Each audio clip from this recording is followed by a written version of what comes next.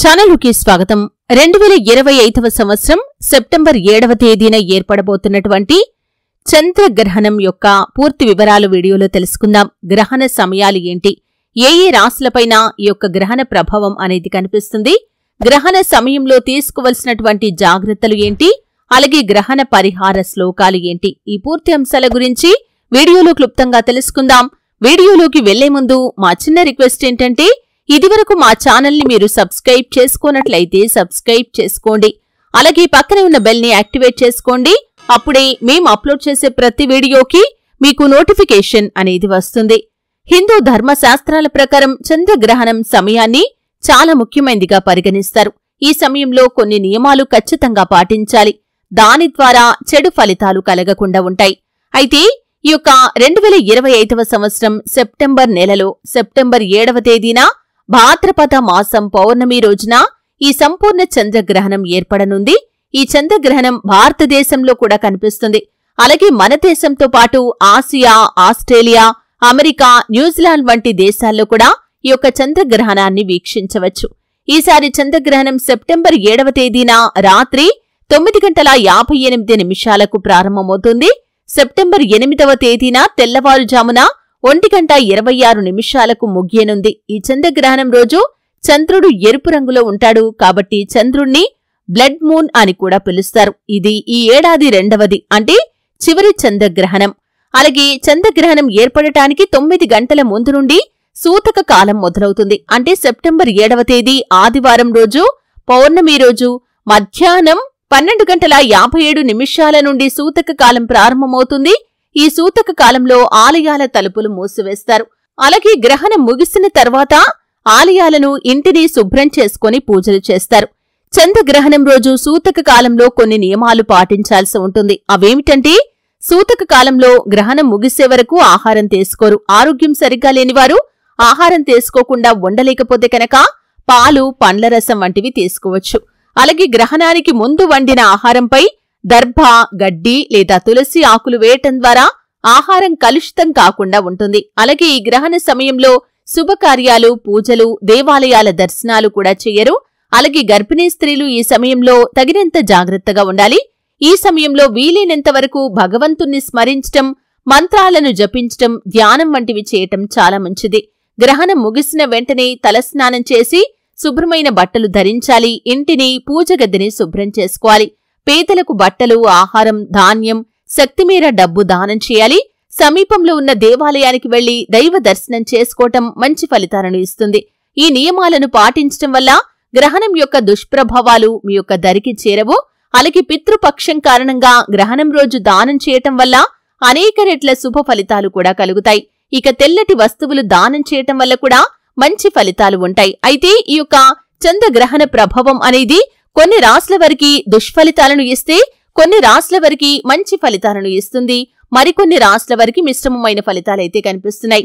ముఖ్యంగా ఈ యొక్క చంద్రగ్రహణ ప్రభావం కారణంగా కర్కాటక రాశి, వృశ్చిక రాశి, కుంభరాశి, మీన రాశి జాతకులకి మంచి ఫలితాలైతే కనిపించడం లేదు. అంటే ప్రతికూల ఫలితాలు కనిపిస్తున్నాయి.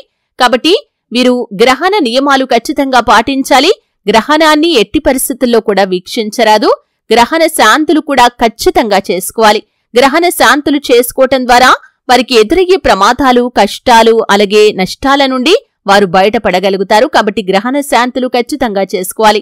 అలాగే మిథున, సింహ, తుల, మకర రాశి వారికి మిశ్రమమైన ఫలితాలైతే కనిపిస్తున్నాయి. అంటే వీరు గ్రహణ శాంతులు చేసుకోవలసినటువంటి పరిస్థితులు అంతగా అవసరం లేదని చెప్పుకోవాలి. కానీ తులా రాశికి చెందిన వ్యక్తుల్లో విశాఖ నక్షత్రంలో జన్మించిన వ్యక్తులు మాత్రం ఖచ్చితంగా గ్రహణ శాంతులు చేసుకోవాలి. అంటే విశాఖ నక్షత్రంలో జన్మించిన వారికి కొంత ప్రతికూలమైన ఫలితాలు కనిపిస్తున్నాయి. కాబట్టి వీరు గ్రహణ శాంతులు ఖచ్చితంగా చేసుకోవాలి. గ్రహణ నియమాలు కూడా పాటించాలి.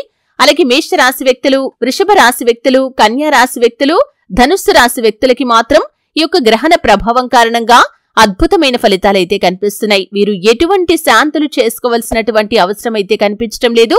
ఎందుకంటే గ్రహణ ప్రభావం అనేది వీరికి ప్రతికూలతలు కాదు, అనుకూలమైన ఫలితాలనైతే ఇస్తుంది. ముఖ్యంగా ఏ రాశి వారికైనా సరే తన రాశిలో కానీ, తనకు ప్రతికూలమైన రాశిలో కానీ గ్రహణం ఏర్పడితే ప్రతికూలతలు వస్తూ ఉంటాయి. కాబట్టి వారు శాంతి పరిహార క్రియలు ఖచ్చితంగా పాటించాలి.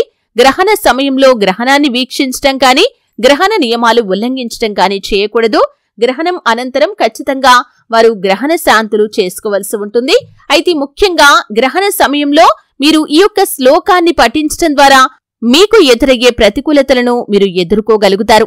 ముఖ్యంగా ఎవరికైతే ఈ యొక్క గ్రహణ ప్రభావం కారణంగా ప్రతికూలమైన పరిస్థితులు కనిపిస్తున్నాయో ఖచ్చితంగా గ్రహణ సమయంలో దోష నివారణ కోసం చంద్రగ్రహణ దోష నివారణ స్తోత్రాన్ని పఠించాలి. ఈ స్తోత్రం ఇలా ఉంటుంది.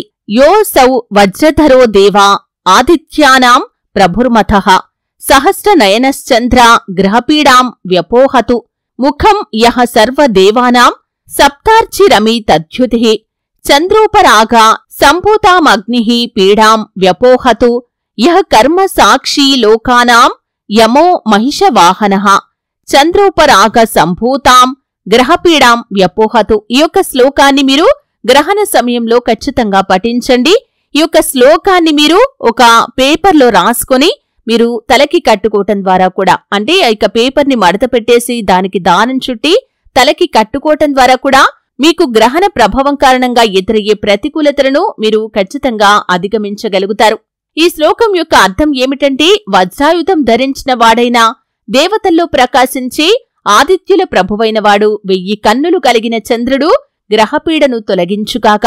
అన్ని దేవతల ముఖమైనవాడు 7 జ్వాలలు కలిగినవాడు అనేక ప్రకాశాలు కలిగినవాడు అగ్ని చంద్రోపరాగం వల్ల కలిగే పీడను తొలగించుగాక.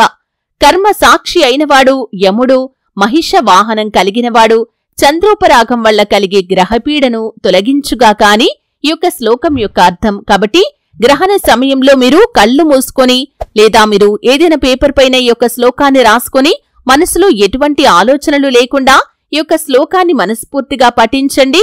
గ్రహణ పీడలు మీ యొక్క దరి చేరవు. గ్రహణ ప్రభావం కారణంగా మీకు ఎదురయ్యే ప్రతికూలతల నుండి మీరు ఖచ్చితంగా బయటపడగలుగుతారు. అలాగే గ్రహణం తర్వాత మీరు ఈ యొక్క దానం చేయటం ద్వారా ఖచ్చితంగా గ్రహణ పీడ నుండి మీరు విముక్తి పొందుకుంటారు. ముఖ్యంగా ఈ యొక్క ప్రతికూలతలు ఎదుర్కొనే 4 రాశుల వారు ఎవరైతే ఉన్నారో, కర్కాటక రాశి, వృశ్చిక రాశి, కుంభరాశి, మీనరాశి వ్యక్తులు, అలాగే తులా రాశికి సంబంధించి విశాఖ నక్షత్రంలో జన్మించిన వారు ఈ యొక్క గ్రహణ శ్లోకాలు ఖచ్చితంగా పఠించండి.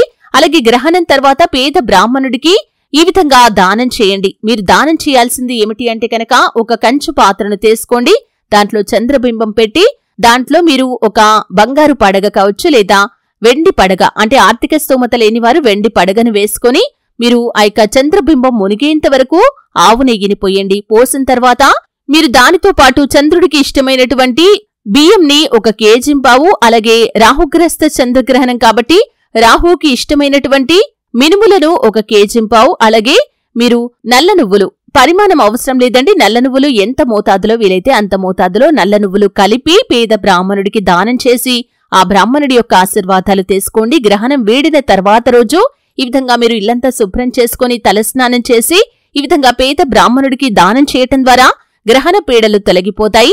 మీ యొక్క జీవితంలో మీరు ఎటువంటి దుఃఖాలు బాధలు అనుభవించాల్సి ఉందో వాటి నుండి ఖచ్చితంగా మీకు విముక్తి లభిస్తుంది. కాబట్టి ఈ విధంగా గ్రహణ బాధల నుండి మీరు బయటపడటానికి ఈ నియమాలు ఖచ్చితంగా పాటించండి. చూశారు కదండి, గ్రహణ ప్రభావం కారణంగా ఏ రాశుల వారికి ప్రతికూలతలు కనిపిస్తున్నాయి, వారు ఎటువంటి నియమాలు పాటించాలి, అలాగే గ్రహణ సమయంలో తీసుకోవాల్సినటువంటి జాగ్రత్తలు ఏంటి, గ్రహణ పరిహార శ్లోకాలు ఏంటి, ఈ పూర్తి వివరాలు తెలుసుకున్నారు. వీడియో నచ్చితే ఖచ్చితంగా లైక్ చేయండి. మరిన్ని మంచి మంచి వీడియోల కోసం ఇప్పుడే మా ఛానల్ని సబ్స్క్రైబ్ చేసుకోండి.